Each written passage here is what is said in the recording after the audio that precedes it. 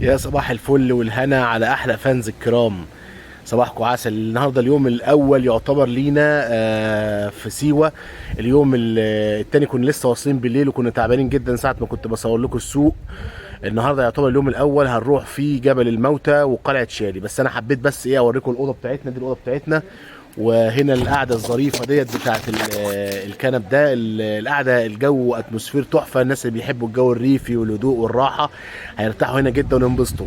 دي الهدوم اللي انا كنت غاسلها نشرتها بالطريقه البدائيه دي بين النخل كده.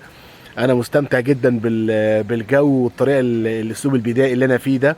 تعالوا كده اتفرجوا معايا على الفندق. هو عباره عن دواير زرع كده وزي ما انتم شايفين، ونخل زي ما انتم شايفين. وده منظر الغرف برضو بتاعته.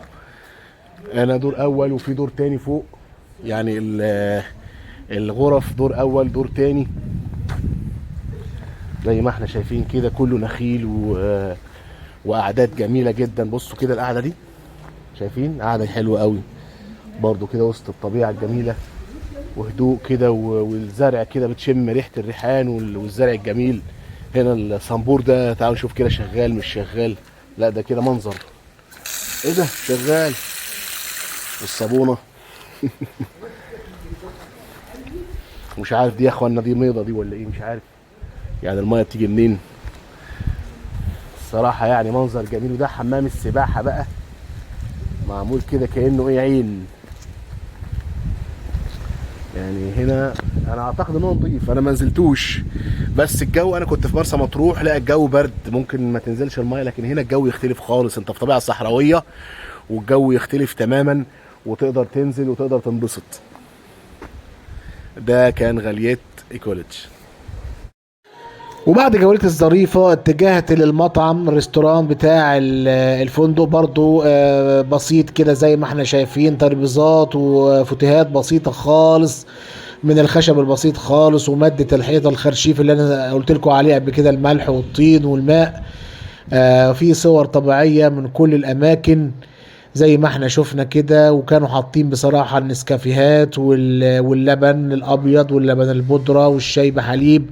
الحقيقة ما حرمناش من اي حاجة غير جمال المكان والنخيل اللي في كل حتة، في اوض النوم، في المطعم، والسقف النخيلي والاماكن المغلقة اللي هي من الخرشيف دي بتخليك تحس حتى لو الجو نار انت في مكان مغلق، انت في مكان مميز جدا، والجو عندك في منتهى السعادة والنعيم. وكان الفطار بتاعهم جميل، بيض وفول وجبنة بالطماطم فيها ريحان كده طعم جميل. وبعد كده حبيت اريح لي شوية في الكنبتين اللي كانوا بره الشاليه. مش قادر اقول لكم على قدر السعادة اللي حسيت بيها وانا قاعد في المكان، وانبسطت جدا في فندق غاليت. فعلا من الفنادق الجميلة اللذيذة اللي تحس فيها ان انت قاعد قاعدة مميزة وجميلة، من غرف بسيطة وجميلة وغية حمام ونخيل واماكن جميلة واركان مميزة للجلسات العائلية والجلسات انت واصحابك.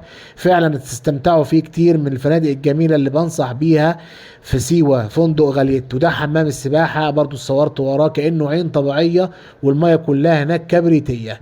وبعد كده ركبنا التاكسي بتاعنا الظريف اللي هو في حقيقة الأمر التريسيكل عشان نطلع على جبل الموتى. وكان الهيش اللي شفناه امبارح منظره موحش، بقى منظره أظرف شوية وألذ. وطبعا يعني بالنهار بقى أوضح كتير. واحنا دلوقتي في طريقنا لجبل الموتى. تابعونا تجدوا ما يسركم في رحلة سيوة.